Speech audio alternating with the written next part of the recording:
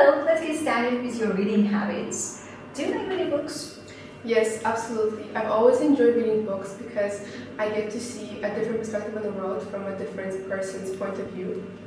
And I particularly enjoy novels and nonfiction books related to psychology and philosophy because I get to explore new ideas while keeping my learning fun and entertaining. Thank you. Could you please also tell about ebooks today? Whether you like reading them or not? I'm not a big fan of ebooks just because me as a person, I prefer the sense of flipping the book around and see my progress and how far I get in. But I know a lot of people do prefer them. For example, my roommate, she really likes reading ebooks because it's less of a carry on her and she can always download any books she wants. Okay. Could you please also tell about your childhood habits? Whether did you read much as a child? Yes, I read a lot as a child because in the school system I was in, they required to read around 10 books each summer. And I enjoyed reading those books because they were always so colorful and I liked the graphics in the book and they were really common stories and I was able to see the national stories of Russia and Azerbaijan when I was a kid. That's great. It's about the end of the part 1 questions. I want to move to part 2 now. So it's about cue card sessions. So you've got a minute for thinking. Okay.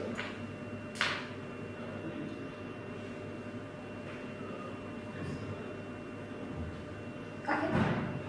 Let's get started. Yeah. Now, it's ready. Okay. So one childhood story that I've always remembered and I enjoyed is spending every summer with my cousins because it's more of a collection of memories that feels like a story whenever I talk about it. So the main characters were always me and my cousins, and every week with them would feel like a different adventure and they were never bored. For example, we would always ride our bikes in the summer, play volleyball, swim, or make up stories that we were superheroes or some detectives. And the stories about friendship, family, and growing up together.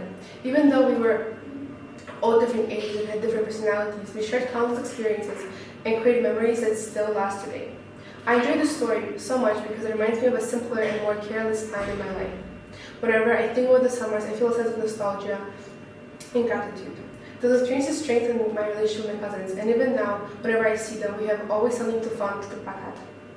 Thank you so much for this.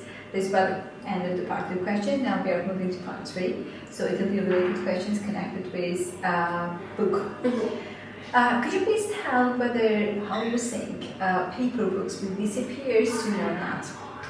In my opinion, I don't think that they will disappear soon or ever, because while digital books and audiobooks are really popular and they have increased their popularity in the recent years, many people like me still prefer the sense of flipping the book and looking at it back and seeing the progress and just holding a physical copy in your hands. There's something unique about turning the pages because it gives you more of a sense of accomplishment than just flipping it on an audio page book. In addition, here books don't require batteries or electronic devices, which makes them more accessible in every situation. I believe the number of printed books will not decrease by much. Well, it could be, but they won't become extinct at all. And in my opinion, paper books it will be more of a personal preference rather than like a mass trend of just getting rid of them at all. Tell us what children can gain from reading only books.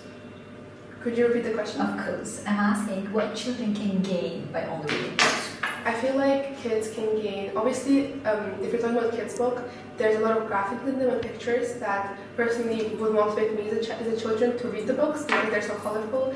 And by kids reading books, they firstly increase their vocabulary that they have. And it's a fun activity to do in summer. Whenever you're bored of talking to your family or friends, you can always just go in a quiet corner and read for an hour or two. Okay, but what can encourage children for reading more? Something that can encourage children to read more, I think, if they don't like reading at all, maybe some sort of a prize system can be set up in the house. Like if you read 30 pages, you get a chocolate, or you can postpone your bedtime to 10 minutes later. Or some people are just naturally more interested in reading books and playing games on their phone as well. Thank you so much for this. Thank you.